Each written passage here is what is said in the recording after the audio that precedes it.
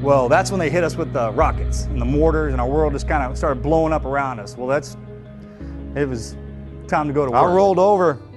I was paralyzed from the waist down. I started crawling, using my elbows. I started pulling myself through the dirt into the side of this ravine. Well, I got up, man. The sun was going down, and I started to crawl. Well, I was in bad shape. I was dying. I didn't know what to do. And I lay there. I was like, "You're being a bitch. Get up. Let's go." That's exactly what I said. What was I going to do? Lay down there and die? I wasn't going to do that. I definitely wasn't going to feel sorry for myself. And I kept thinking, I was like, all right, I'm still alive, man. I'm alive. I mean, they fought and died. I'm still alive. So the mission's still on. Let's go. So I reached out and I grabbed a rock. And I reached out as far as I could and I drew a line in the dirt in front of me. I was like, I'm going to crawl to that till my feet hit it. If I'm still alive, I'm going to do it again. And that's what I did. I'd draw a line, crawl to it, my feet would hit it. I'd fall down a hill, I'd crawl up another hill, I'd draw another line. And I did that for 7 miles. When it was an option, when I was out there and I was shot, I laying down there, and somebody was like, well, why didn't you quit? Because that's not an option, all right? That's not what I am. You understand what I mean? So if I'm a Navy SEAL, I'm a gunfighter, I'm a warfighter, and if I get shot and I can pick myself up, I'm gonna pick myself up till you shoot me again and kill me. Basically, I'm not gonna stop, ever, period, until you take everything away from me. You strip it all away. You accept the fact that you're a football player. So why in the hell would something prevent you from doing that and doing what you're supposed to be doing on the field? That wasn't my job. A Navy SEAL wasn't my job. That's what I am. You're a damn football player and a good one. That's what you are. It's not what you do. But rely on each other, man. Love each other as a team. Ain't nobody out here that you ain't willing to sacrifice everything for. Every day, man. What do you got? You're gonna walk through me, man. You better bring some help. That's what you gotta think. Because I got my boys right here. We're about to find out who's what. That's where you gotta be, man. Like, it's gonna take everything you got to get to the end of this field. You better pray to God you put the work in, because I have. Coach Thompson, Coach McGrew, first 2 weeks talked about, what we were as a football team, what we're trying to accomplish here. And as I think about it, to be a great football team, there's a few things that have to come together, but there's two things that we have to be. We have to be the most physically tough, and mentally tough football team out there. Every single week, that has to be our mindset going into the game. Okay, every day we go out to practice, it has to be our mindset.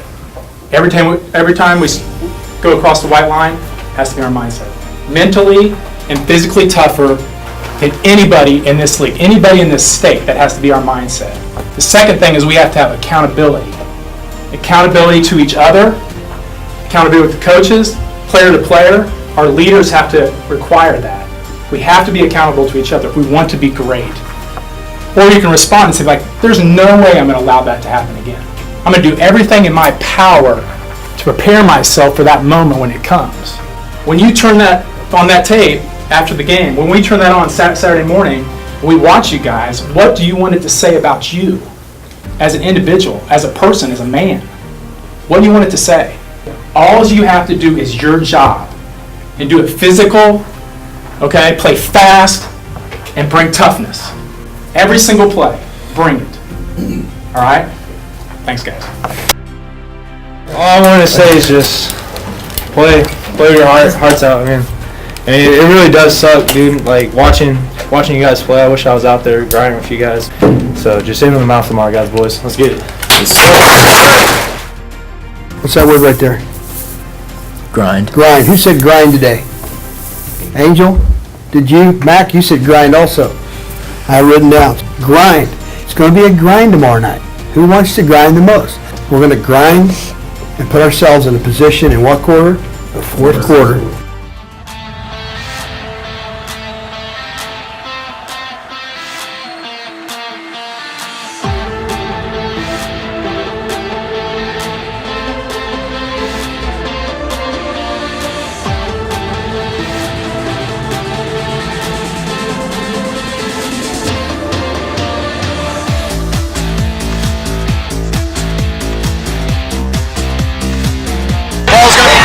Incomplete, intercepted by St. Thomas Aquinas. The defensive back from St. Thomas Aquinas, Andy Hervick, takes it inside down at the 20-yard line. and the Saints make up for it and have a big defensive play.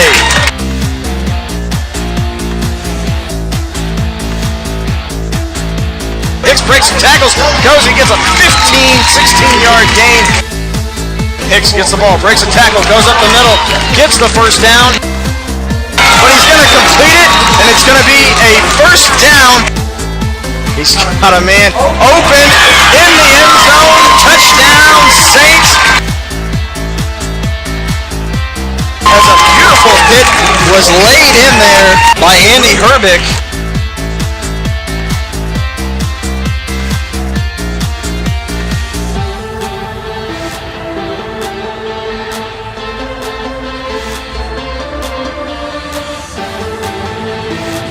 He's going to be wrapped up, and they're going to lose yards.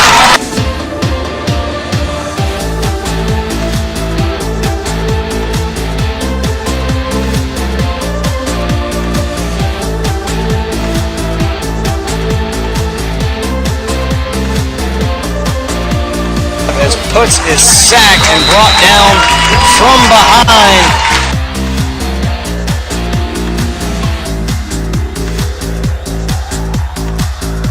Downing fakes, gonna fake it, and he dropped the pass.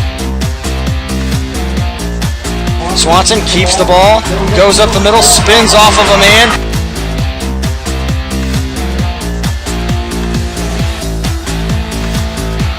And Carter Putz just took a massive shot.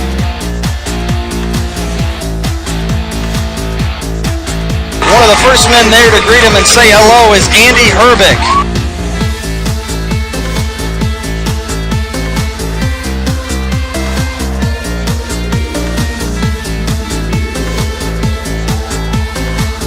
Makes Landry Weber miss, bounces off.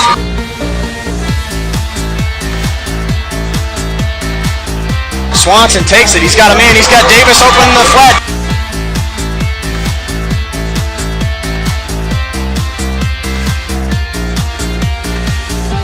Swanson takes the snap, keeps it, calls his own number, breaks into the end zone, touchdown Saints! Davis makes a beautiful catch on the sideline. Howard runs over John Ryan.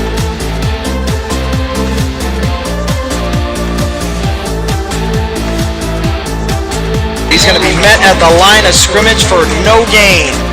Javier Darrett in on the play again. 2 plays in a row made by that sophomore. Hicks jumps over the pile.